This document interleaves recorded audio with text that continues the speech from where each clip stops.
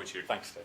Okay, I'm going to talk to you kind of briefly about efficiency through implementation, engagement and collaboration, which seems like a little bit of a mouthful, but essentially I'm going to be talking about how Ryder Architecture as a company have started to roll out BIM across the office, how we've adopted it early on in the process, early on from the release of some of the software and from the release of it as a concept, and how we've started to work that into the concept design stage development of our work. Just briefly, I've been with Ryder Architecture for about 9 years now. I'm an associate and I work on healthcare projects, education and commercial work kind of across the practice, mainly regionally, but sometimes across the country as well. I think our first kind of introduction to BIM was really through, try and get this to work.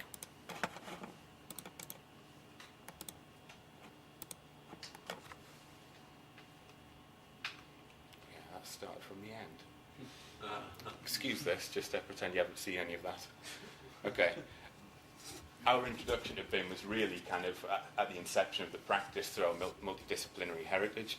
Ryder was very much a company who had structural engineers, environmental engineers, architects all working from one office, and it was all about exchanging information, shared information, and a collaborative environment that we were capable then of producing excellent buildings without the technology that's associated with BIM now, such as Revit, such as all of the associated programming. It was all about information. It was all about people communicating with each other. Kind of as the practice has developed, the industry's really started to go into this silo mentality of people working in their own little environment, in their own little area, and then outputting information at the end of it, and the coordination all kind of happens at the bottom end of there after all of this information's been developed. And it really is kind of, it's a very difficult way of working, and a very difficult way to understand how to collaborate within that environment. Just to give you a flavour for kind of how Ryder have developed over the years, we obviously starting from 1950 there with the collaborative working in the same office. We then kind of we became an early adopter of AutoCAD and a very early adopter of Revit through the process. We've always been interested in prototyping technology and the links with manufacturing that the construction industry probably doesn't do very well at the moment and should definitely be a lot better. And then more recently, obviously, through our development with BIM Academy and the research side of where BIM goes aside from the technology in terms of how people work together. The technology side of BIM allows us to operate as we do at the moment, which is one practice, one business in 4 different locations. We share information through video conferencing, through Skype, through phone calls, through shared models between all those 4 offices, which allows us to be very responsive to a difficult market to work in at the moment. It really allows us to share the load across those 4 locations. So one of the questions that we're asked extensively is why BIM? Why do you adopt BIM? Why do you work with BIM? It's not something that we really made a conscious decision to do. It's always part of the heritage of the practice. I think probably the main thing that led us down this route really was some of the issues that were happening in the construction industry.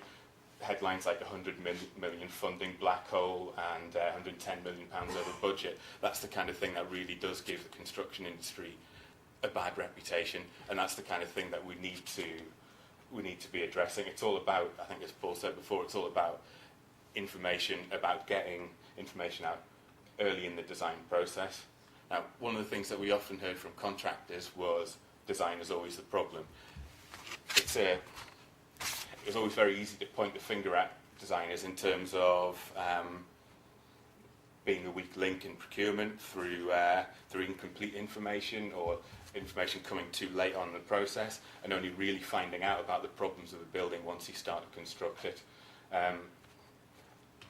We felt we needed to respond to that. We think it's very much about information, and part of that is shared understanding. At the moment, the model that we have for the construction industry as we see it is information really isn't shared and understanding isn't shared at the early stages in design, you then go through a tender period in the centre of that, in the centre of the diagram, where all of the information goes out and people have to understand it, collate it, get to grips with that information very, very quickly before going into construction. That's a huge learning curve, and what we're trying to do is adjust that to bring information, to bring real meaning into the early stages of design through inputting data into models that can be interrogated, tested and proven before we go through tender into the construction period. So our approach to BIM at concept design stage, these are some of the benefits. Efficiency is what I've been asked to talk about, to hang this conversation around, but efficiency often is given a bad name. It's always associated with cost cutting, reduction, drawing yourself back.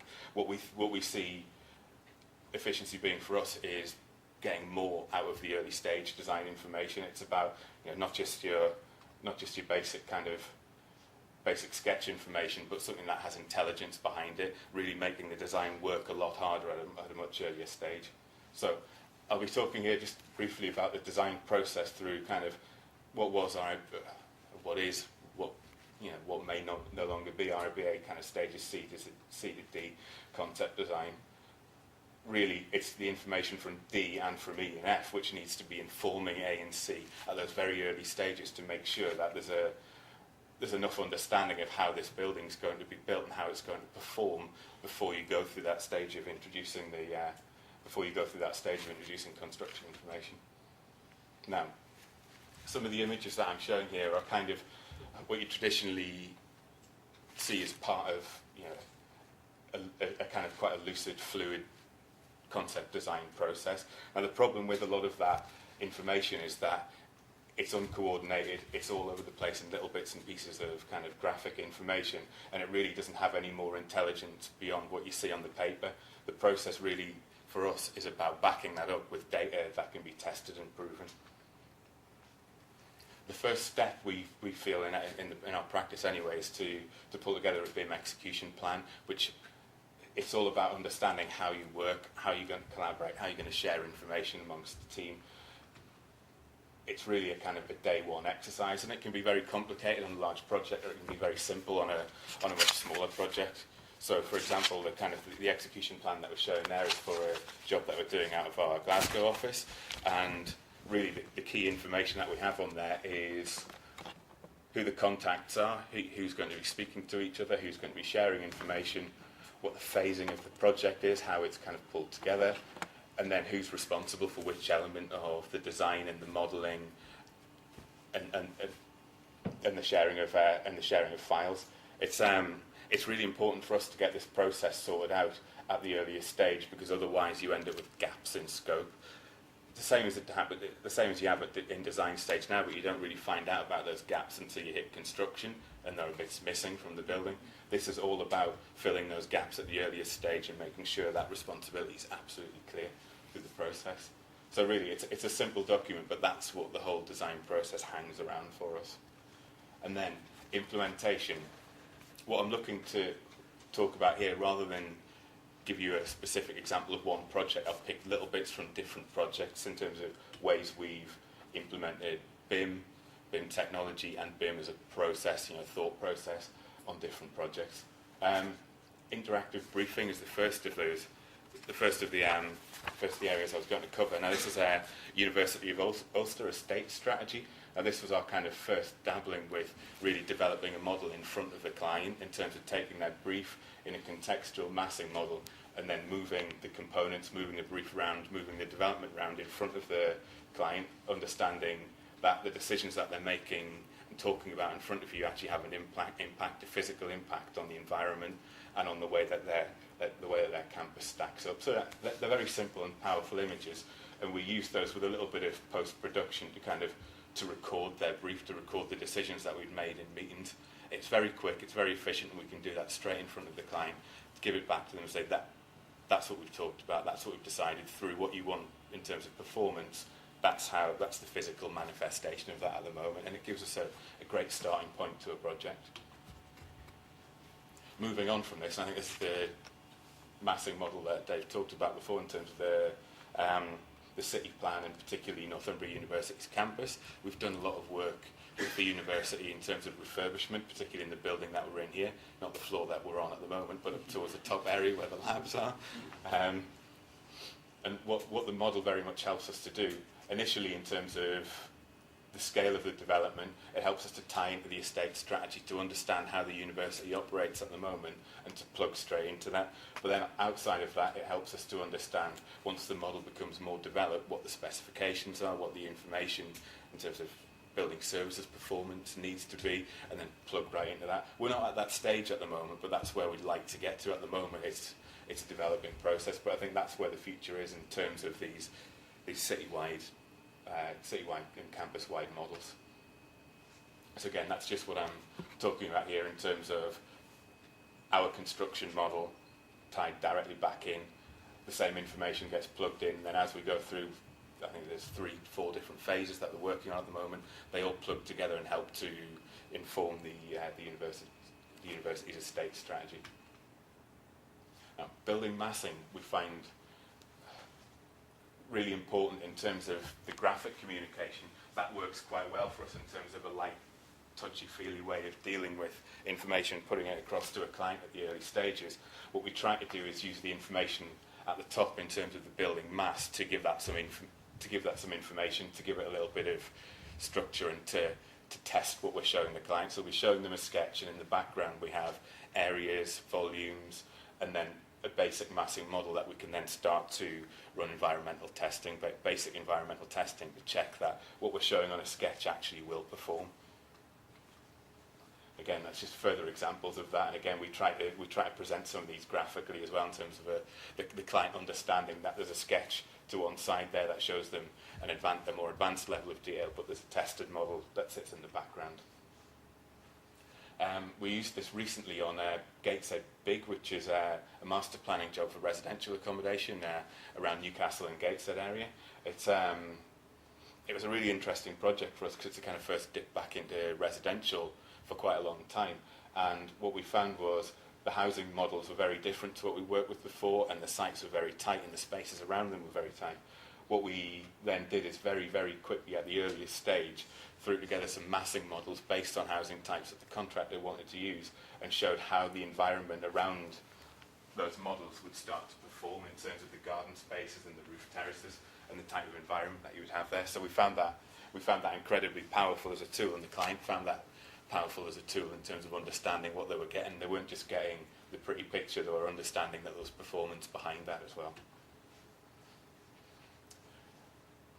Again, I showed you the massing images there.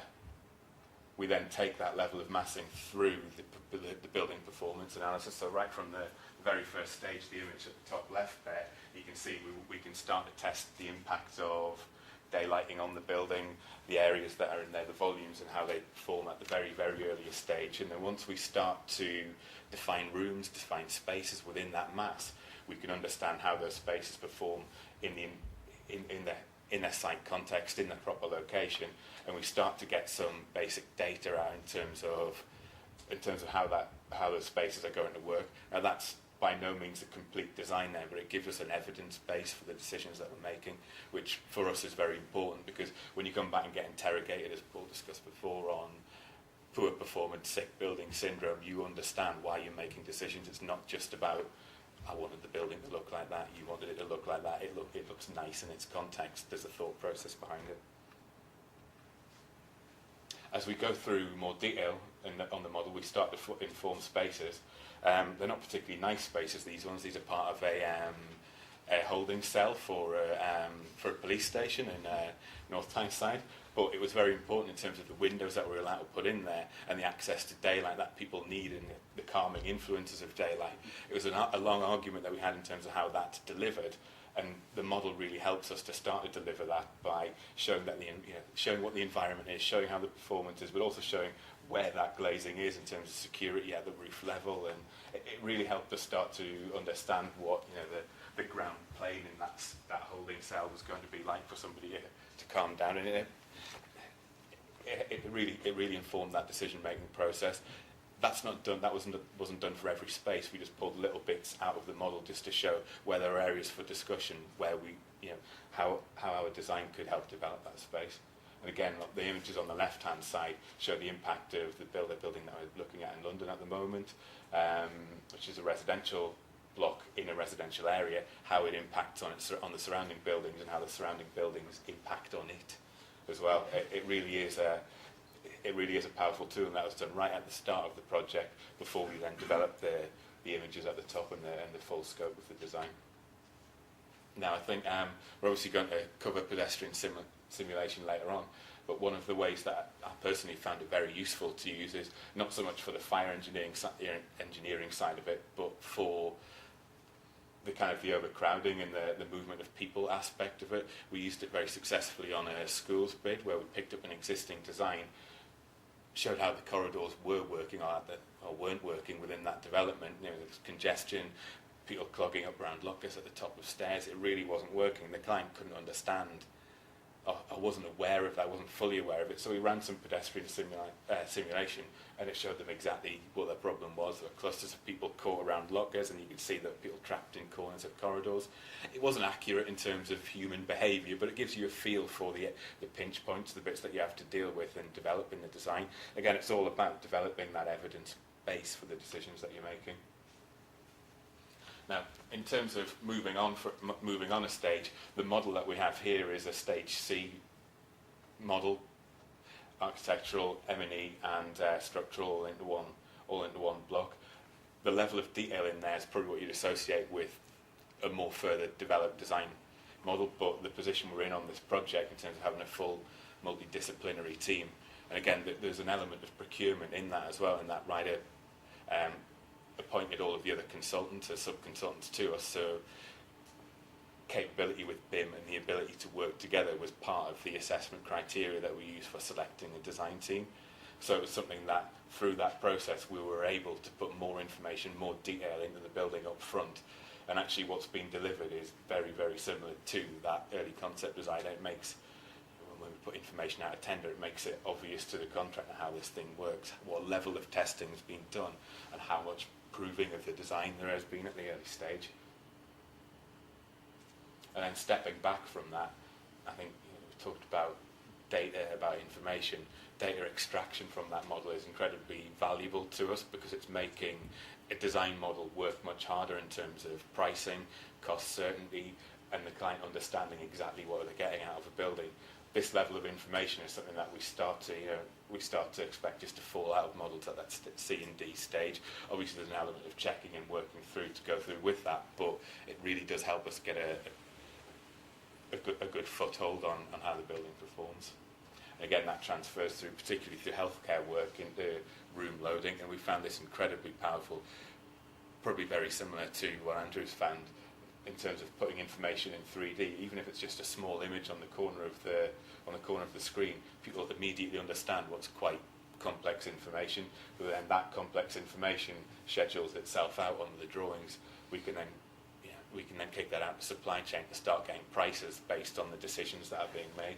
So I think we're engaged in the Procure 21 Plus framework, where we're designing right the way from the start of a project with a contractor. And this is incredibly valuable information to come out of briefing sessions, where we can move these around immediately after briefing sessions, and then you get an immediate understanding of what the cost implication is on changing those rooms. What I've talked about before is probably where we are at the moment. What I'd hope personally, and in terms of how we engage with our design teams, would be the next steps are model-based programming and phasing. We think this is really important, but we don't think it's talked about a lot, but it's not done consistently. It's all about getting a contractor or project managers or the architect to build this information into the models. It's difficult to do unless you have a full team engaged. At the moment, we tend to work in a kind of not a lonely BIM environment, but a kind of semi-lonely BIM environment. Some people are engaged, some not so much, and you really need everyone bought into that program to get this kind of information back out the other end. And then model-based cost management, which particularly in the climate at the moment is absolutely critical to how we develop a model. And it doesn't need to be every single component itemised and costed from the earliest stage. It can be square metre rates for similar developments, whatever whatever type of cost information is worked throughout that stage. Put it into the model so you understand immediately.